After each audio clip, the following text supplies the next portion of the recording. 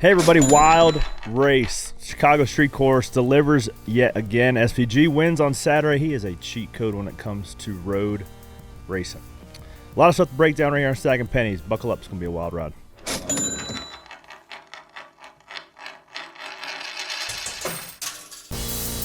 Stacking them deep, selling them cheap.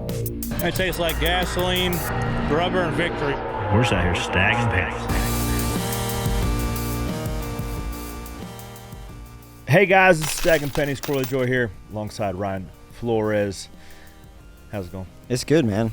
Yeah. It feels like a freaking marathon this last month. It's the summer of rain, dog. God, it's been a wild month for sure, with rain and the forecast going to Chicago looked clean and green until there was a lot of green. There was a lot of green there, and it looked like, man, I was welcoming it because it was like, man, this could be cool. It'll get this race started, then we'll have a little bit of rain. And mix, because we had to start in the back much like you did. We had to put a toe link on, so it was like, okay, this is our chance to get some, maybe flip it, because you're right.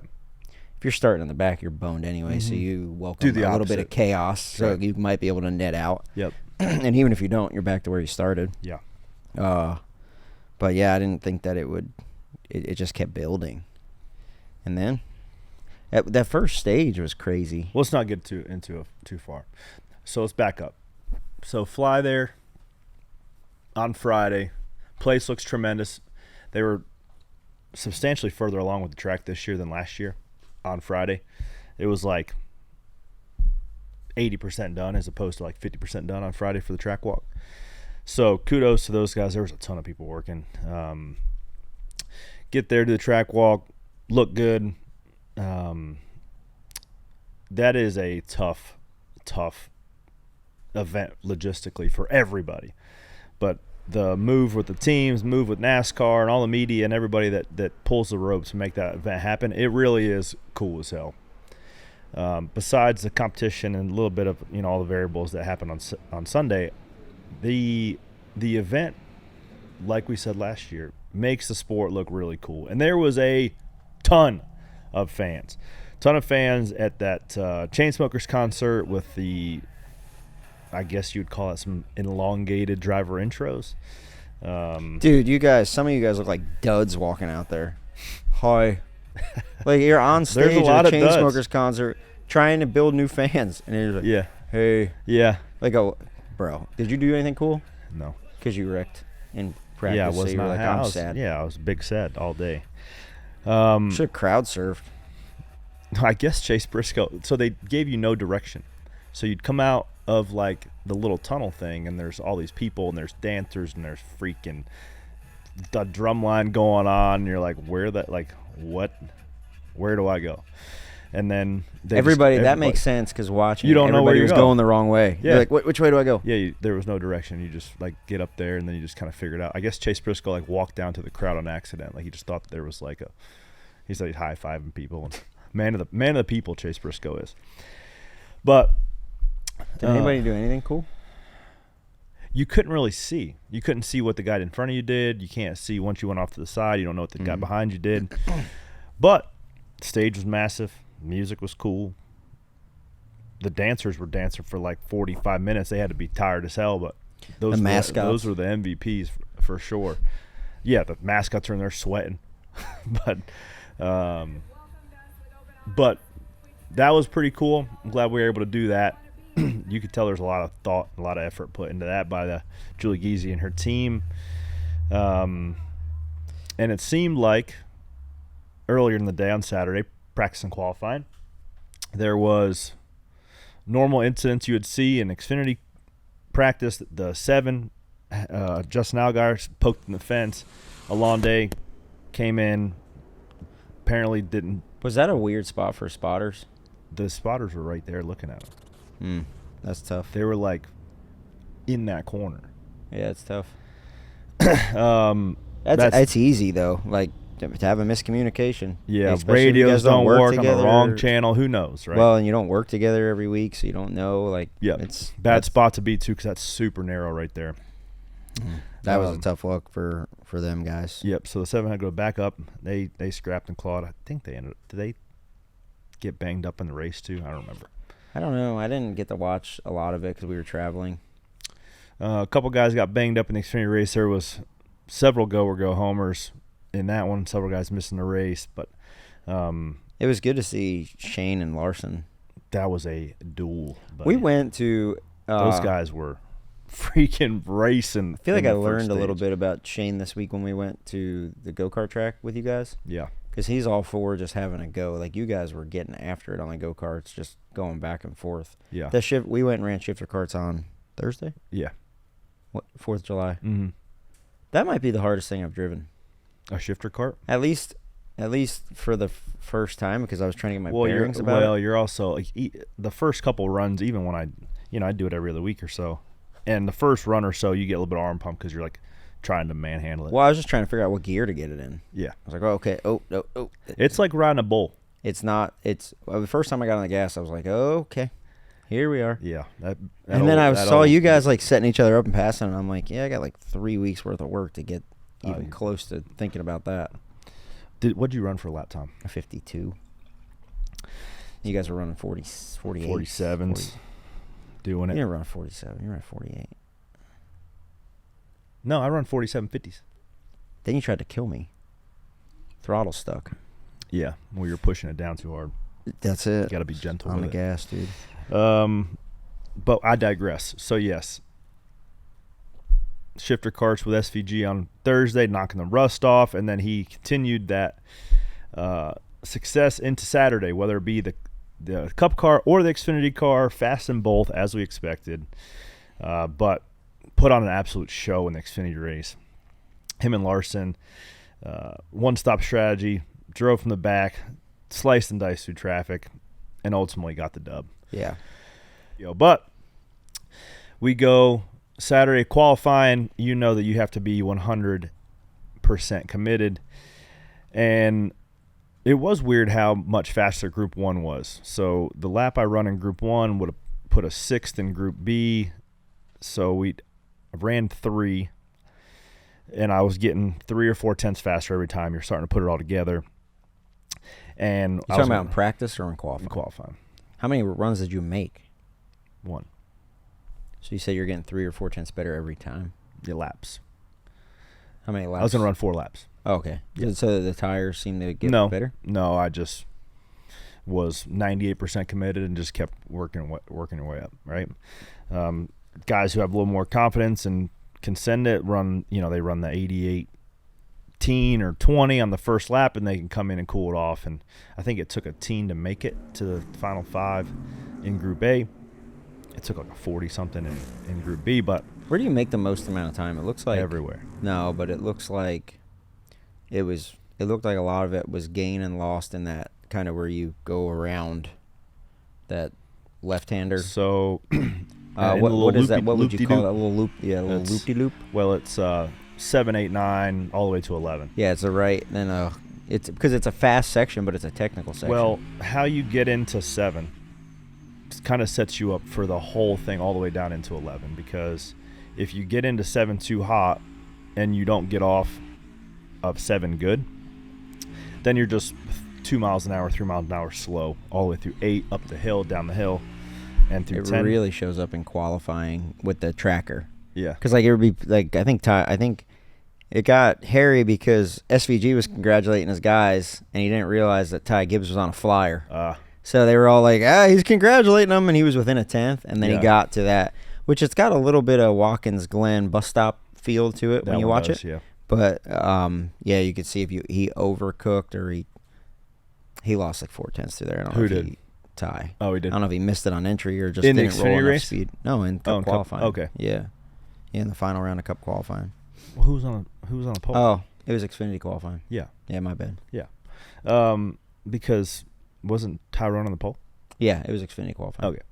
So, yeah, those corners all tied together. He was on the pole for the Cup race. Yeah. Okay, because we missed all of that. Well, I missed all of Cup qualifying because we were flying there. So then I was like trying to figure out where the hell we qualified. Then we had to go the back like you did. So a lot of people had to go the back though. Larson was on the pole. That's right. Come in, it was like bam, bam. I think McDowell was on the pole with like 30 seconds to go, and right at the end, it was a couple guys got him. But I locked the rears up into 11. So your qualifying turn 11 is a little bit different than your race, because you can alternative start finish line is right after turn 11. So you can get into 11 a little bit harder and give up the straightaway. So I did that and overstepped it. I don't know, half a car length probably, and locked the rear tires up, spun out, got the quarter panel bumpers. So I was really mad at myself for that, knowing that we had a good car. We'd have started 20th and been able to kind of chip away at it from there, but we had to start tail and just could never get on the right side of pit strategies. But before we get there, let's go ahead. There was an Instagram clip of you cussing in the car. I was very mad. So we were landing, and Kelly had texted me, and I was like, "How'd he do?" And she's like, she just sent me the video, and he's like, "He looks pretty frustrated in the car." I said, "Yeah, well, that could be him every week. I don't know. It could be that way every week. There's just an in-car camera." That's true. Yeah, I usually don't like scream at myself like that, because you're there, of all places, starting with no track position is terrible, just because it's so hard to pass. And did you know that you overcooked it, or was that is that why you were so mad at yourself? I was loose. I was a little bit loose, but I had a little bit too much rear brake in it. So if I had a half round more front bias in it, I'd probably get in there and just have to take my min speed down later in the corner and keep the rears attached and don't stuff it. So were you more mad at the situation or mad at yourself for a certain reason? I was mad at myself for just pushing too hard, feeling like I was on the verge. I felt like I was on a good lap. I think I could have ran a teen. I was thinking that I could get in that 5th to 6th position for our group, and paid the price. So, yeah, I was mad that I was really mad that knowing we had to go to the back, knowing that at the time I didn't know if there was wheels bent or anything, but just pissed off that I made the guys work. It's a little bit like when you go out to golf and you're like, I'm just going to have a good day, right? And I'm not going to put myself behind. I'm going to chip away at it. And then you just hit one right into the woods. Yeah. And you're like, I feel like I've been playing in the woods. Well, you're like, damn it. And then you feel like your whole day's ruined. Like your whole weekend, you're just like, ugh, like it's done, right? Yeah. Like that's what it feels like at that moment. Yeah. Because you go into every weekend with a clean sheet of paper. Mm-hmm. So you just and I felt like you felt like this week going into there you'd put good work in, shifter car and sim, and you knew this was a place you could go have a good run. Yeah. And I still felt like that on Sunday morning. But not in the moment when you're sitting in the car cussing yourself. So that's why you're so mad, because you're like, I just blew this whole thing. Yeah. The clean sheet of paper is now crumpled up. Yeah, in the garbage. And I suck. Yeah, that's how you feel. Yeah, that is how you feel. So yeah, it takes a little bit to get out of that slump for sure. How was the driver intro trailer ride? We powder coated a lot of that stuff, but it looked super awkward.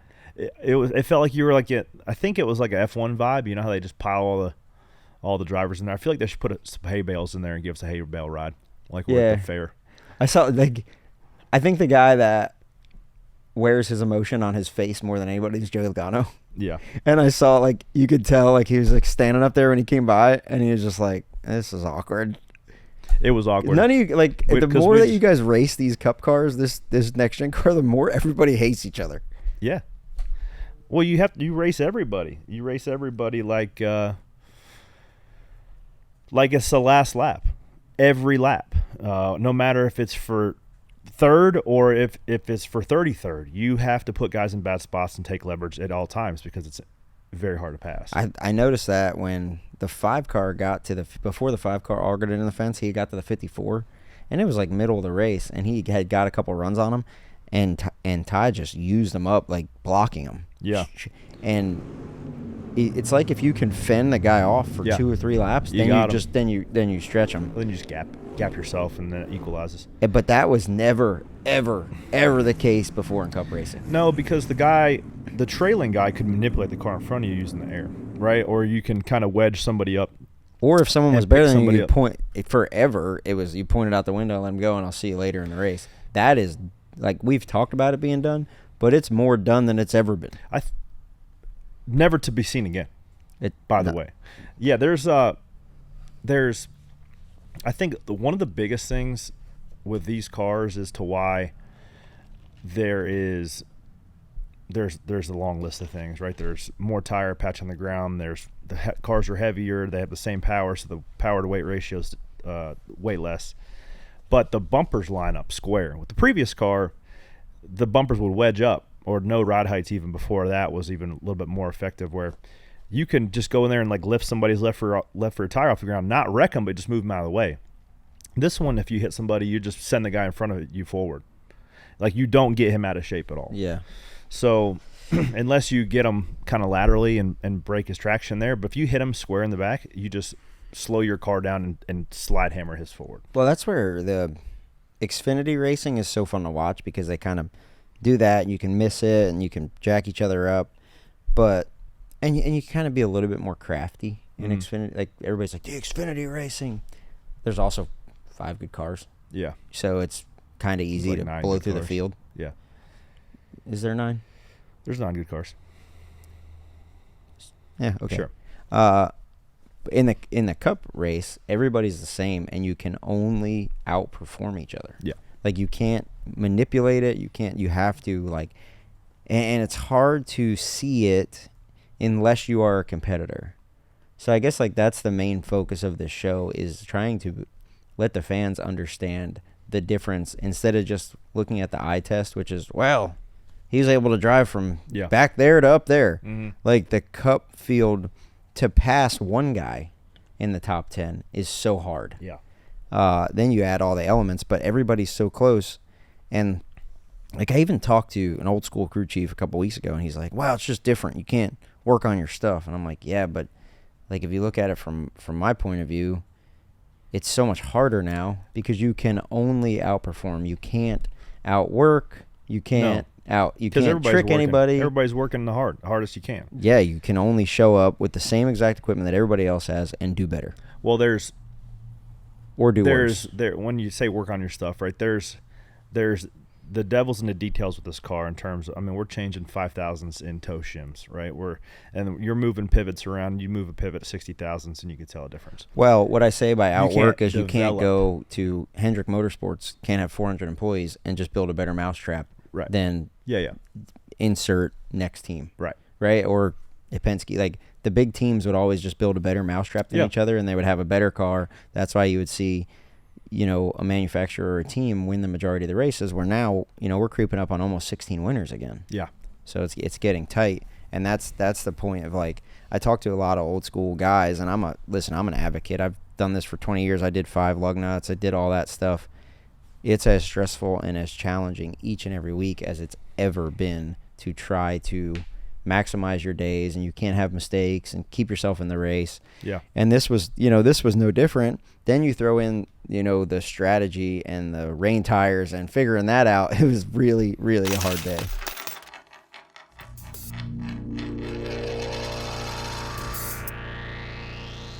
Stacking Pennies is sponsored by BetterHelp Online Therapy. Winning feels good, but we lose sometimes too. How do you deal with things when the going gets tough?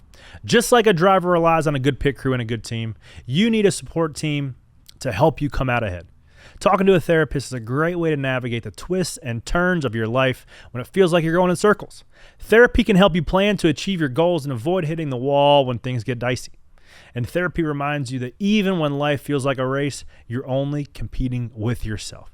BetterHelp offers affordable online therapy and your schedule at your pace. Connect with a licensed therapist by text, phone, or video.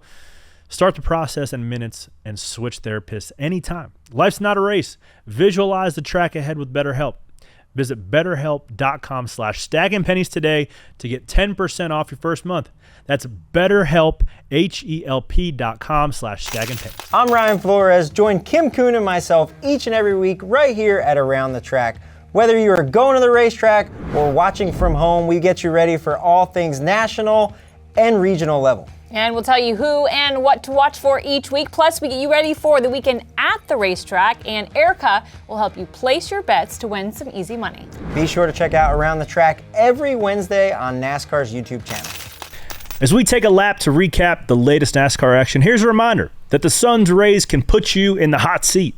About 5.4 million cases of non-melanoma skin cancers, like basal cell carcinoma or cutaneous squamous cell carcinoma, are diagnosed in the U.S. each year.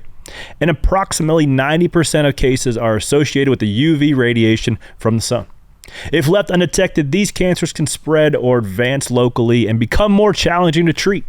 Our sponsor, Regeneron, is helping people get real about skin cancer by raising awareness of the potential impact of advanced non-melanoma skin cancers.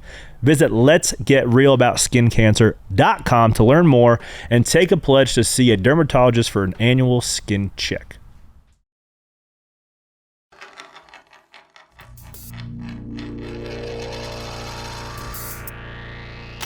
So let's get it into the right into the meat and potatoes of this thing. So we start the race and everybody's ready to go. Driver intros, nice and dry. Then some clouds start rolling over, starts dropping, and instantly there was rain. Before we start the engines up, and it was like on cue, vroom, rain. Yep. Like big old fat rain, Forrest Gump type That's rain exactly again. what I said. We were on the intercom. Big old fat rain. Yeah. Like it was like deep, deep, plop, plop, plop, plop, plop.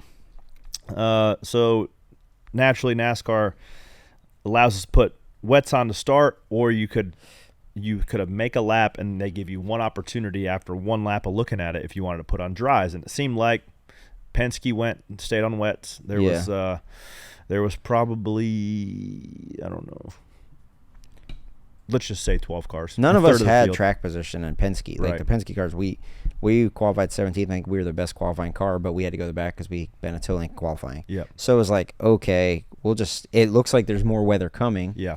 Just ride around on the wets. Yeah. And that way we only have to pit once. Yeah. We don't At have the to end of go the stage. dries, wets, straight. We Yeah. could just go there. Little did we know it was the rain was going to hold off, and All the the way to the end of the guys stage. on dries, like you didn't even factor in getting lapped. Yeah.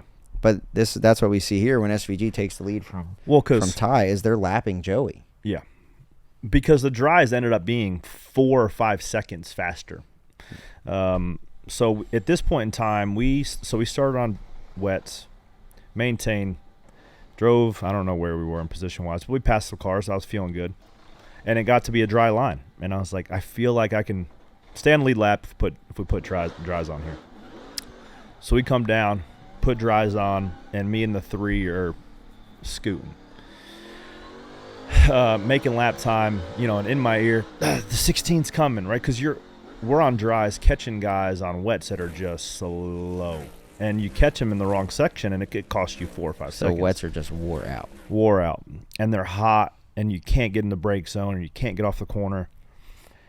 So we get clear, and we start putting a couple laps down, and there's SVG's coming. We got to go. Leader to the line now. So I'm going, and I'm pushing. We ended up running the second fastest lap of the race to SVG. And then before that, we get into that little spin out breakdown. We're getting to this video here. SVG taking the lead in lap traffic. Ty Gibbs leading. SVG pokes to the right, gets it in there, a little bit wet. Ty is as an aggressive, and this isn't a good thing or a bad thing. He's as an aggressive as a blocker as I've ever seen. You got to. Yeah. It's nature of the beast. SVG gave the bumper to the 41. Get it. Yeah. Oh man, these guys are dicing. It's a swarm. Swarm. These guys The on 20 dry car is just is mowing. I think the 20 car has taken our baton of dominating races and not being able to finish them off for one reason or another. Not saying it's their fault. It's just like that. I feel their pain. I know. Like every race that we've dominated, He's always fast, always in contention. What happened this time? he got wrecked. He was coming and he got wrecked. So Like, it's he just was on dries too. We'll get to that later. yeah. So it kind of at the same time this is happening, I'm probably a straightaway ahead of the leaders, making some time, feeling good, not really knowing the grip level of the track. Right, you go from dries or you go from wets running 94 flats. Now you're running 4 or 5 seconds faster, and into turn 4, the bumpy brake zone is always treacherous. That's all it took. Got in there about 3. I went back on SMT and looked at it. I went back, and we got in there 3 miles an hour faster was enough to. Right here, I knew my rears were sliding. Ugh. Dude, you spun out in the tightest part of I knew I didn't The track was so wide in some other spots. Yeah, no, I knew I didn't want to hit the left side because usually guys are just knock the left side wheels off. See a couple guys in qualifying do that, so I wanted to try to keep it off that fence, and I was hoping to like slide through the chute there and got it, but we were able to get it back going. We took the wave around. So it now downpours. NASCAR goes, puts it out. Now everybody naturally comes down and put wets on it for the conditions. We stay on dries to try to get the wave around, or we did get the wave around because there's a caution next lap. But the rule is if you take the wave, you have to take the green on the racetrack. You can't just come right down and put tires on it, right? Yeah. So running slicks on a wet track is impossible. Like hydroplane, you can't go faster than pace car speed. Like you are just driving it all you can drive to keep it out of the fence. So luckily we caught a break, caught a yellow, but this is where things start to unravel. The 23 and the 48 racing hard. Looks like they're kind of middle of the pack. What we got here? The 40. Okay, so into 248, there's a lot of paint here. They painted crosswalks and they painted over a lot of the things, so it's easy to lock a front tire up here. And that's what you see happen. I mean, blasted it in there. Got the right side frustrating for Bubba, but that was not nearly the most offensive thing that happened all day. For sure. There'll be more on that later, obviously, because after the race, Bubba ran into the 14. So I think this is kind of in the same sequence of events. So you've got some guys on a little bit older wets, but a lot of guys are pushing, trying to get back that track position they lost. And this incident here took out our buddy SVG and a potential race winner.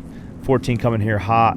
The Stewart Haas cars must have had aggressive brake pads in or something.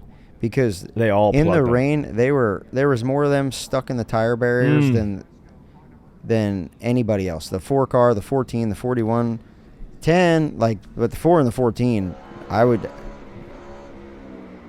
Oh no! A little deep too, but you hear the rears lock up. Just enough to kill Shane's day. Dang it! Which was a bummer because that would have been really fun to watch.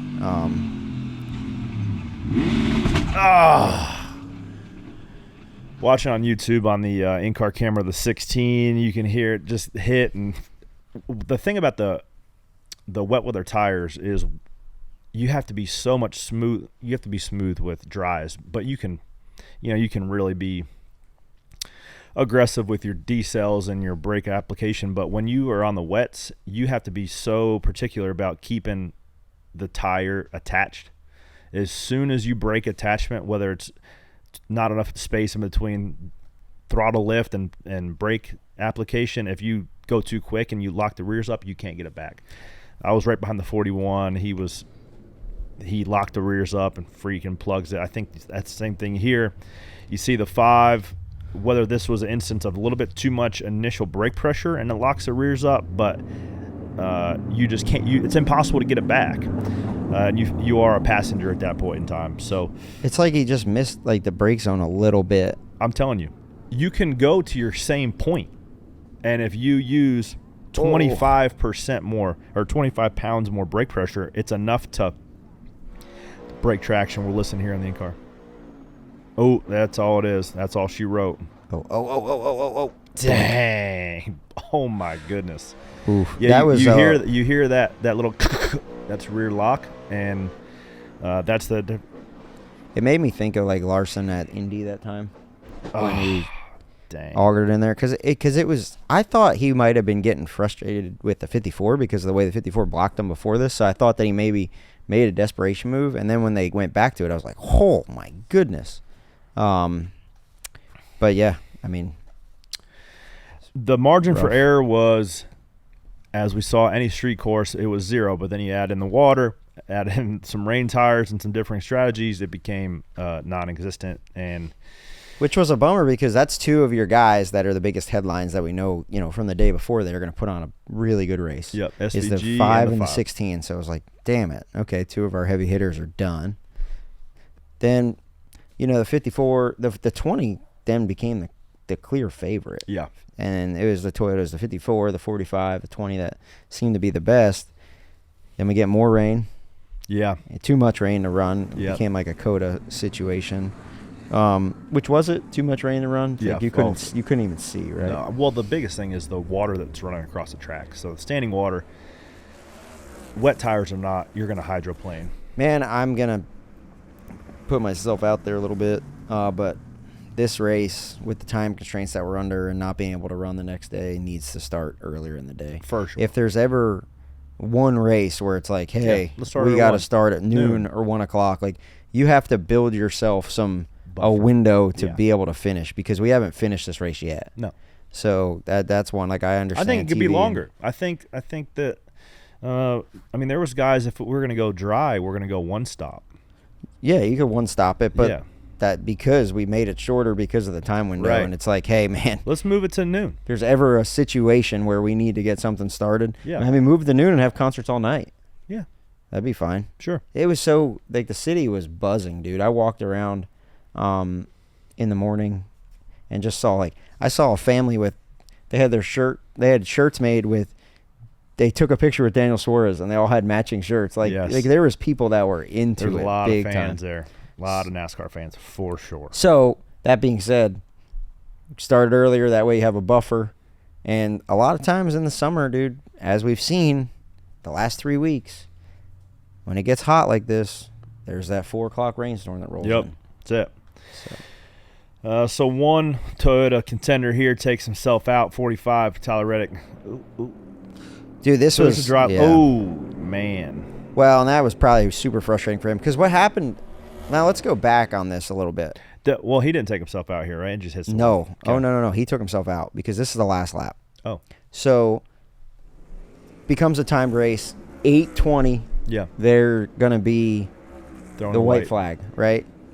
So it hits 8:20, and they don't throw the lap. They say next lap will be the white. Yeah. Which changes the whole complexion of the race because the 45 is coming on slicks. And the 48's on dries. The 48's Or on wets, and the 45 closed a freaking straightaway. Really? Yeah, like this was going to be a bonsai run. Yeah. Like coming down to the last straightaway. It was, and that's.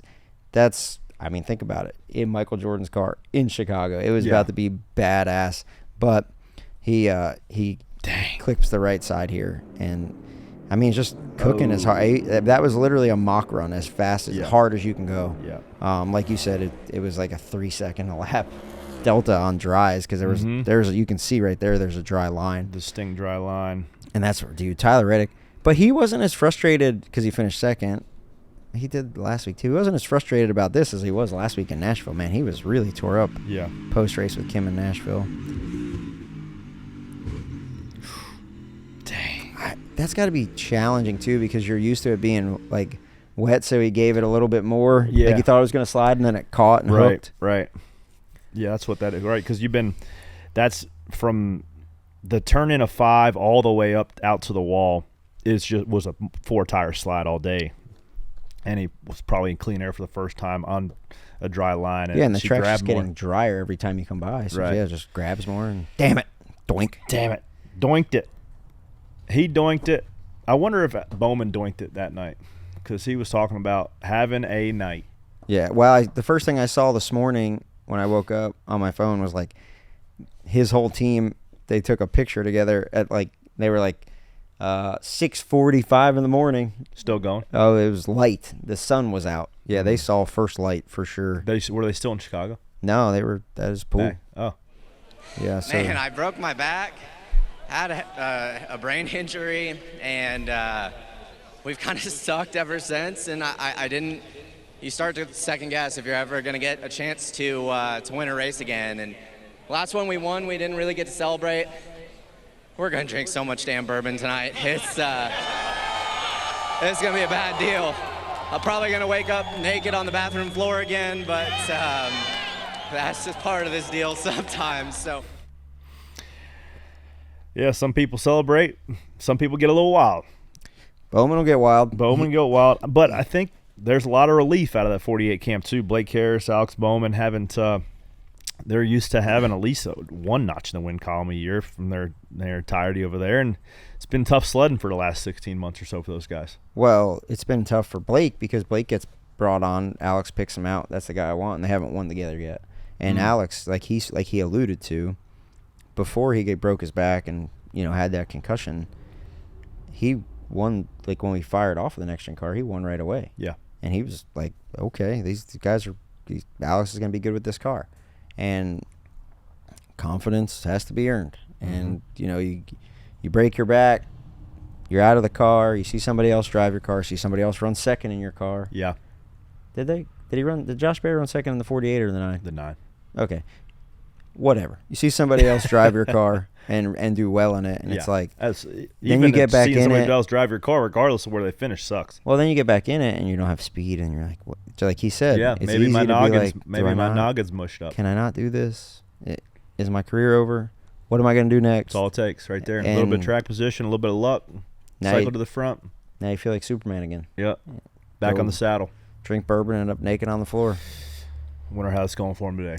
Dude, if I don't choose bourbon as my drink of choice after Not when you're going long. Not when you're dehydrated after a Sunday. Just give me like a lager. Yeah. If you were to win a cup race in the near future, are you going bourbon? I'm probably going tequila. Ugh. Really just auger myself. I don't know. Maybe, Busch Lights are probably going to be the first thing handy in Victory Lane, so we'll go with that first. So before Bowman gets to Victory Lane, there's a little bit of controversy because we saw the clip earlier, him spinning the 23 out, and then the 23 comes up and runs into the side of him. Yeah. Like very aggressively. Yeah. You think he's getting Bubba's fined for that? Oh. Yeah, it's like, all right, man. Alex is wiping some tears out of his eyes. He's probably got his freaking belts undone. He's talking, thanks guys, Rick, appreciate it. Pow, pow, damn it. Bubba's absolutely the main character in his story. Like, I'm making this about me. Yeah. Like, dude, it happened a long time ago. I get he's frustrated. Alex says that he tried to apologize to him during the rain delay. Wasn't having it. But, like, so did Eric Almirola. Everybody got spun out, and I'm not going there. Everybody got spun out. It wasn't egregious. Like, it was... he wrecked them. He spun him out. Yeah. Yeah, but it wasn't, like... anything worse than anybody else did all day. It was... It also wasn't malicious, but I also can understand that. I can understand why Bubba's frustrated yes. too. I just I don't know. It's tough. Like after the guy wins, then you go up and run into him. Like it's not what I would do, but that's not me. I'm not driving these things. I have a feeling that one's going to be expensive for him. Could be. Your teammate got a $50,000 fine this week. Did you have to drop any knowledge on him at all, or no? No. When he looks back. Like when Carson looked back and talked about the SMT stuff, right? Mm-hmm. Like, or saying that the 21 brake checked him or whatever. I was like, okay, maybe. But then I saw Todd Gilliland's in car from the caution before that, where the Carson was just like driving him all over the racetrack, and I'm like, oh yeah, you had 50,000 coming all along, dude. Like that's the type of stuff that he's got to check up on a little bit. So he's got a ton of speed and he's doing a great job. He was in great position yesterday and got into somebody else's mess. But he is super fast. He's super aggressive. But I think so. I'll agree with that take to a extent where you watch the video and you're like, ooh, that doesn't look good, right? Like it looks bad. Then you look at SMT and you kind of scrub through it and you see the 21 hitting the brakes and at the same time the 77 hits his bumper. And it looks less incriminating on SMT, but there's only 50 people that can see SMT, right? The majority of people, and also Harrison's Burton dad in the booth talking about it, the millions of people can only see that. Well, right? Everybody, I had this situation the other day, totally different deal, but in racing, a guy at Bowman Gray came up. He's like, "You don't know me. Watch this video of me and this guy wrecking." And it starts like in the middle of 3 and 4, and then he's under him and they wreck. And I said, "Well, show me the 3 laps before that." Said, "What do you mean?"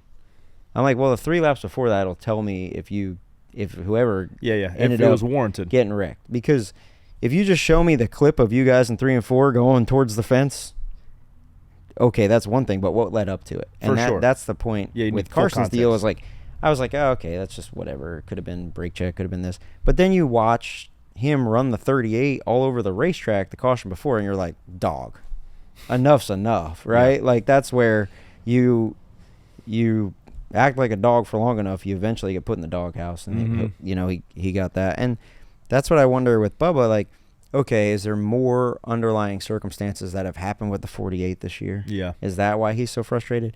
But still, like, it's a tough look to run into the leader 2 hours after it happens. Yeah, it's like, all right, man, that could have been a phone call or an ass chewing.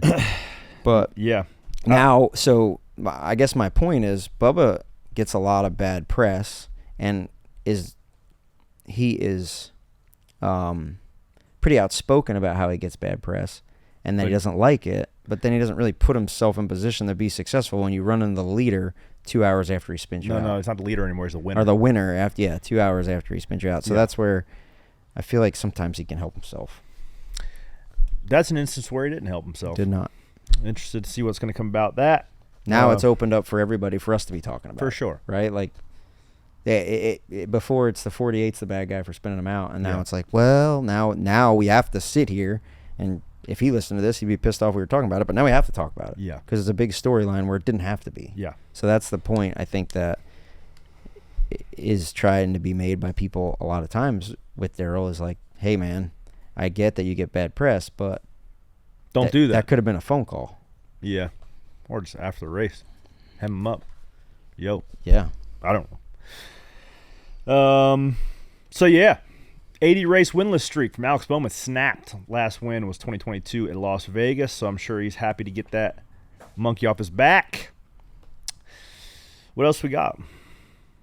That's it. What the question of the week, which we've kind of covered, but is contact on the victory lap bad driver etiquette? I think so. Yeah. Most of the time your belts are undone, your Hans clips are off, you're taking your gloves off, and you're just like not paying attention. Like, you're just trying to not run in the guy in front of you because you're just like over it. You're hot, adrenaline dump. So when you get smashed into or smashed into somebody else, change my tires. Yeah. For what? The race is over. Change my tires. Yeah, we've seen this time and time again escalate into, that's where the biggest fights come from. Clint Boyer and Newman. Boyer was very upset that Newman run into him after the checker flag. Yeah. Keselowski and Matt Kenseth at Charlotte. Yeah. Kenseth was really in between the trucks. That was an all-timer. That's the thing. That was like some WWE shit. Yeah, that's the tough part. Is it's over. You're loosening your belts. I don't know. I'm not a driver, so I can't speak on driver etiquette. Yeah. I think it's bad etiquette. Yeah. I don't know if it's a penalty. I don't know if he didn't turn him around. I don't know. Don't want that job. Not my job. Yeah. I don't even want to be talking about it. No. You have to when it's a big storyline. Because I almost feel like we found ourselves as a sport getting back, because there was the O'Donnell boys have at it, right? That was Hilton. I think it was O'Donnell. Was it O'Donnell? Yeah. Boys have at it and have a good time? Yeah. Like, in terms of fighting, in terms of wrecking each other, boys have at it. We have gotten away from the boys have at it. Boys have at it within the boundaries of what we expect. Don't punch anybody. We're going to find you $75,000. Yeah, we're going to still push it in every media outlet there is. Don't crash somebody. Don't spin somebody out backwards. We're going to find you for that. Don't smash anybody else. So I don't know what it is. There's no really clear black and white. Or if we do set out like, hey, if you do this, if you do what Bubba did after the race, it's $25,000. If you are mad enough to smash into that guy to prove your point, and you feel like it's worth a $25,000 check to the NASCAR Foundation, smash away. Get your money's worth. Another thing that's not super black and white is wet pit road. If it's open, if it's not. So let's break that down next in pit road boats and woes. What do you say? Let's do it.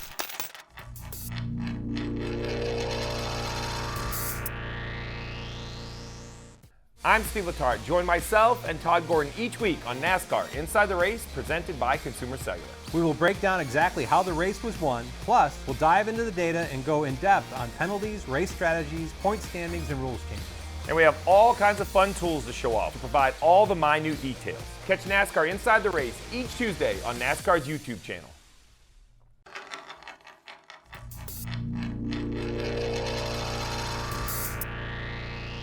Pit road boats and woes time. Slick pit road. A lot of different strategies. Wet tires, slick tires. Who does what? What'd y'all do? We went on wets because it looked like it was gonna get more wet, and then we ended up going a lap down. Yeah. Because it didn't get wet, and then when it did start raining, How'd you guys get back on lead lap? We pitted, and then your caution came right out, and then we waved. It was maybe the end of the stage. Okay. But then we were able to wave, got back on the lead lap, and it was just a blue collar day from then on of just scrapping along, and ended up in the top 10. So yeah, it was a tough one. But were you guys on wets the whole last? We put dries on. You did right before the stage. Yeah, we pitted right before the stage. We put dries on. It helped us flip a couple, and then we were able to everybody started wrecking. We stayed pretty clean. Yeah. So it was a like we said, a blue collar day of attrition.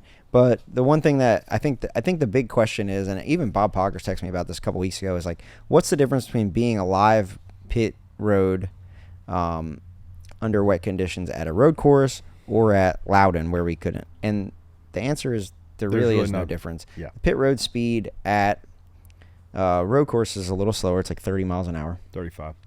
Well, it's 30, but then 35. I think it was 35 and 40, to be honest with you. So I think there needs to be, if they want to do live pit road, they can bump it down 5. It needs to be way slower than 5 because the 19 guys almost got killed. Yeah, that's fine when you're sitting inside your car bouncing into if I get hit, it's going to hurt. You guys just wreck and go, oh damn it. Car wasn't very good. So this deal here, so if we run the tape, you see everybody pitting, and it's not. I think this is fine, but then when we come out of the pits, everybody wrecks leaving the pits. Did you see this? Yeah, because it's so slick at the end of pit road. So that's where we got to kind of protect ourselves from looking dumb, too. And the green flag pit stops have to be. Is this green flag stops here? That was under caution. Okay. So they were live here. Yeah. I think, personal opinion, I think that pit road needs to be under caution. It needs to be pit, do whatever you want, get your spot back like it was allowed on controlled pit road. Under green, it obviously has to be live. You have no choice for it to be live.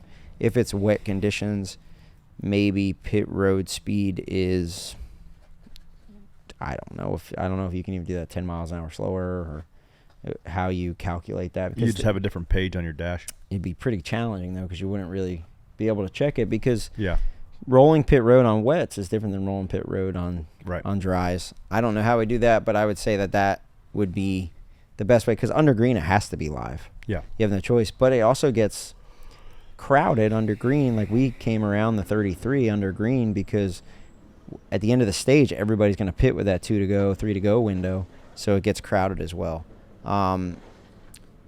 But under caution, it needs to be a controlled pit road. Especially street courses like this are very tight. Pit road's almost like Charlotte where it's super tight. And I just think, one, for the safety of the guys, but two, for the integrity of the sport so we don't all end up smashing at the end of pit road and kind of having a bad look. Yeah. Cool. I'm with you. That's where I'm at. And the actual pit stop in the rain isn't bad. I mean, you just do what you got to do to keep them in the race and get them you're doing tight, backward stops anyway, so you're not going super fast. That would be my fix to it, though, is controlled pit road under caution. It's obviously got to be NASCAR. Look at it. Yep. Or just a rain pit road limiter. Yeah, you guys aren't getting pit road limiters. I know. I hope not, but that's one potential option on the books. Yeah. We got a little bit of comedic relief during the rain delay. They were interviewing Todd Gillen on his pit box, and his pit crew guys are just in the back. Yeah, Who are those guys? These are our development guys, Chris Webb and TJ. I think because I was like, what are you guys trying to prove here? and they said that the PR guy put him up to it. So yeah, I don't know. It's funny when they do stuff right like in that. he's right in between the monitors too. It's great, like the full body shot. Yeah, I don't think TJ ever took his eyes off the camera the whole time. Locked in, dude. Yeah. So the dog of the week this week. Who is it? It's got to be Blake Harris making that call to stay out there and Yep. take a shot at it and win the race.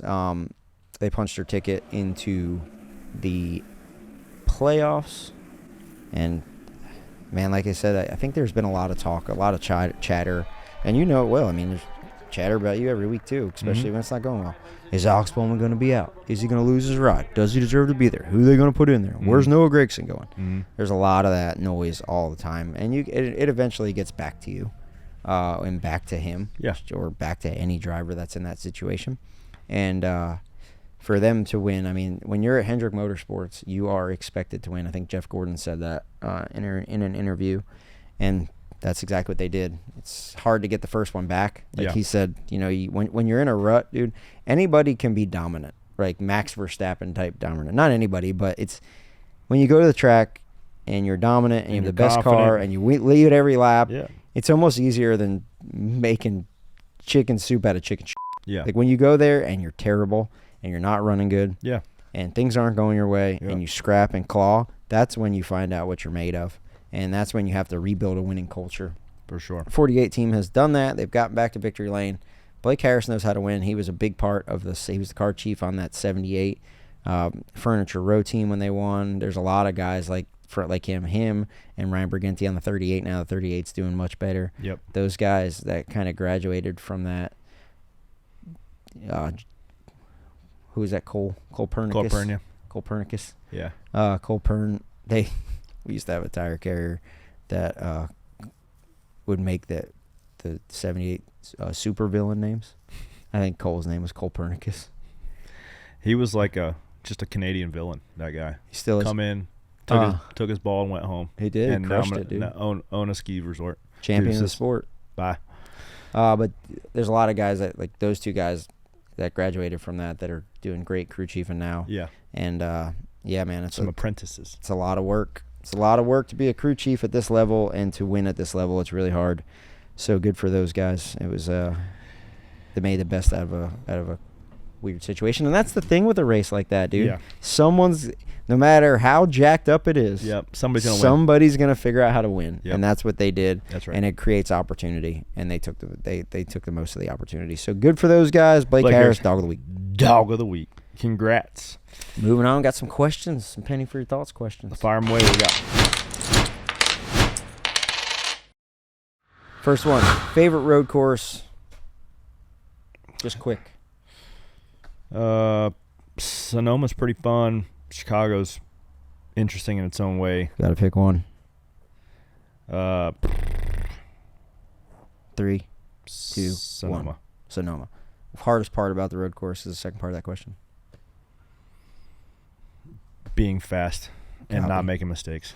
Copy. Second one. How do you prepare the pit box for a street course pit stop over a road course pit stop? There is really no difference. Stopping on the stopping opposite way like we did this week, you just tape the other side of the box. But yeah, it's pretty much the same. 10-4. Chicago dog or deep dish pizza? Deep dish dog. I hate deep dish pizza. Hate it. It's like a bread bowl with tomato sauce. Have fun with your hot dog, nerd. Go to Panera and just say, hey, can I get this soup bowl filled with tomato, like Campbell's soup, please? Yeah, thanks. Gross. I'm a thin crust guy myself. You don't like pickles on your hot dog? No. Dude, I had a couple Chicago dogs this weekend. Putting them down like Kobayashi. It's weird, man. Call me Joey Chestnut out there in the fan zone, putting down some Chicago Just don't dogs. get endorsed by vegan hot dogs. They won't let you race anymore. Now canceled. Turns out. I did read a story that Joey Chestnut did a hot dog eating contest at an Army base, and there was 4 active Army guys there against Joey Chestnut, and he ate 59 hot dogs in 5 minutes, and 4 Army guys could only eat like 47. Guy's the GOAT, dude. You got to meet him in Indy. He's an Indy guy. Yeah. And I was like, no way that's Joey Chestnut. But sure enough, I got closer, and his shirt had little hot dogs on it. I said, surely enough, this has got to be Joey Chestnut. He doesn't hide it well. I looked at a picture of him because I was in that article. It said he was 40, and I was like, no way is he 40. He looks like he's 75. But I guess when you eat 3 years worth of processed meat in 5 minutes, that's probably what you're going to look like. Yeah, for a living. Rough. Hell way to feed your family. That's it. If NASCAR decides to run another street course, what city should they do it in? I don't know. I think Chicago's good.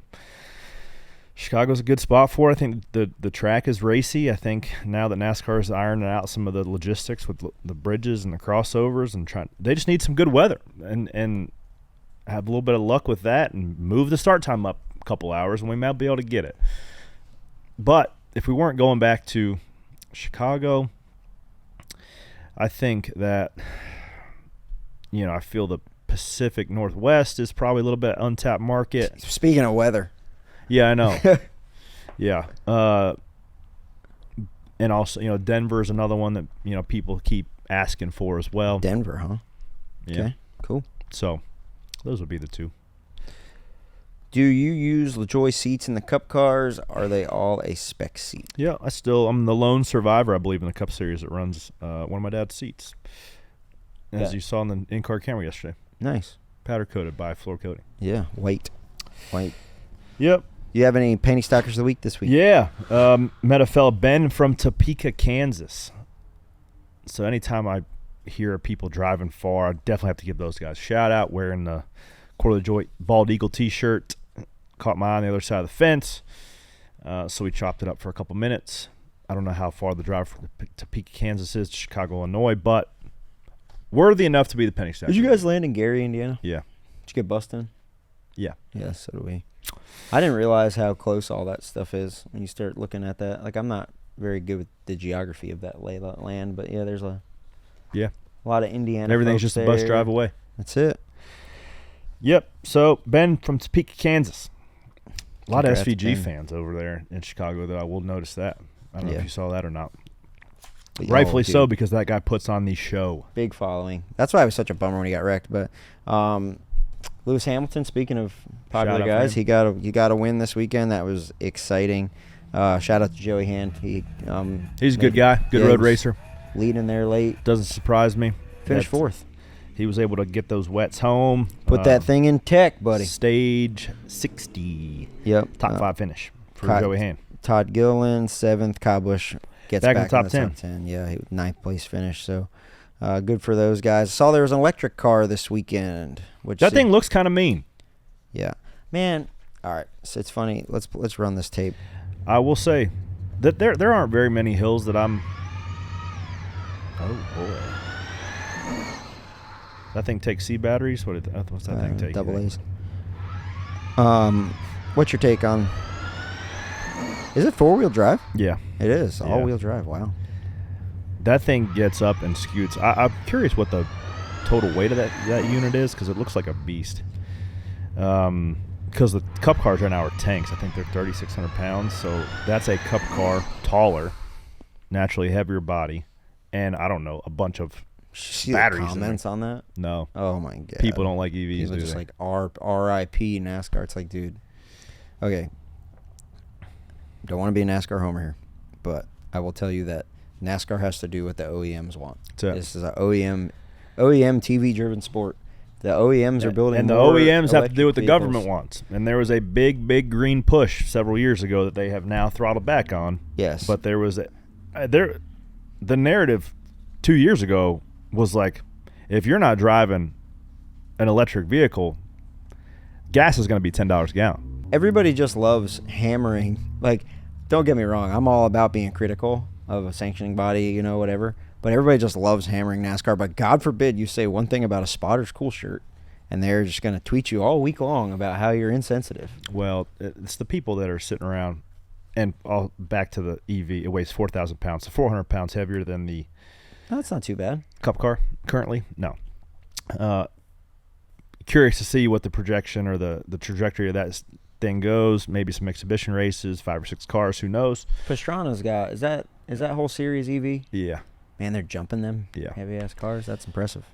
Yeah, but it's the ones that are on Reddit and scour on Twitter that have the loudest voices come from the cheapest seats, man. That's what happens. That's okay. So guys are big mad about us hammering about the cool shirts. That's okay.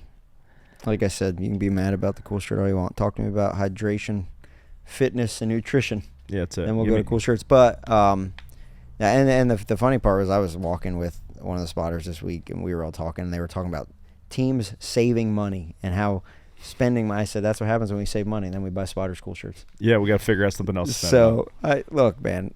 If they want to wear cool shirts, it's all fine and dandy, but you're going to get made fun of about it. For sure. That's it. It's all good. I would expect to get made fun of about. I get made fun of about stuff too. Yeah. It's all good. It made fun of a lot of stuff, but do what you do, man. Keep on keeping on. Anything grind your gears this week? I think that the secondhand weed smoke in Chicago is next level. Dude, oh my God, there's a lot of weed smoke in Chicago. Yeah. Like, I'm good. I'm glad I wasn't random this weekend because I was worried about it. Dude, everywhere. Every time I walked from a place, I went on it wasn't so bad in the morning. I went on a pretty long walk Sunday morning, but at night, Saturday night, walking back to the hotel, and then Sunday night after the race, definitely some air pollution. So we went on the float before the race. I was standing next to SVG, and we were talking, and we turn 5, and we go up, and there's people on both sides, like in the park, general admission, right? And they're stacked 5 or 6 deep. And one thing that I think everybody likes about SVG is when he says things, you don't know if they are a joke or if he's serious. Yeah. And he says, "Man, we must have run over a skunk." I said, "No, buddy. That's Chicago ganj." That's weed. I don't know if he was serious. Was there a lot of people? Yeah. You can't from pit road. You can't tell if there's a lot of people or not. Yeah, they were just small grandstands on the other side, and yeah, couldn't really tell. But that's what. And I don't get to see the lay of the land much at all from just going from the truck to pit road and back to the truck. There's a lot of people. So when you get to make a lap around the whole track on a float, there was people climbing trees like down the backstretch. Overall, kudos to Julie Geezy, the entire NASCAR. She has done such a great job. I feel so bad for the weather because she's poured her heart and soul into that, but it's been such a cool event. So yeah, shout out to Julie Geezy. Yeah. I asked her about the whiskey. I wonder if all the whiskey got sold out or not that you guys went to. I don't know. Jack It's Daniels. in stores. Fans seem to like it, though. Jack Daniels had a big presence there. And they like the barrel pick, too. So maybe y'all can check it out. They can probably buy it on secondhand markets, I'd imagine. That's all I got for this week, man. We're going Pocono next week. Listen to... It's tricky. Tune in to Spare Change later in the week. Yeah. Yeah, Thursdays, drop a Spare Change, a little Pocono recap. Not even recap. What do we do? Precap. A little nightcap for Pocono. Going to the Tricky Triangle. Also, make sure you stay tuned into our Instagram page @_Stacking Pennies for the Arctic Ice Cold Trivia. Whether you're listening to us on Sirius XM Channel 90 or watching us on YouTube or wherever you find your podcast, continue to scope us out. Appreciate it. Like, download, share, rate, review, all the things, and we'll keep coming back and recapping what we love to do each and every week. That's all I got. We'll keep digging deep. Any given week, won at Pocono before. Any given Sunday, we can find ourselves in position. We got to turn it around. We've been close. We just can't get the results. Yeah. Got to execute. That's it. No better week than this one. This is this week. That was last week.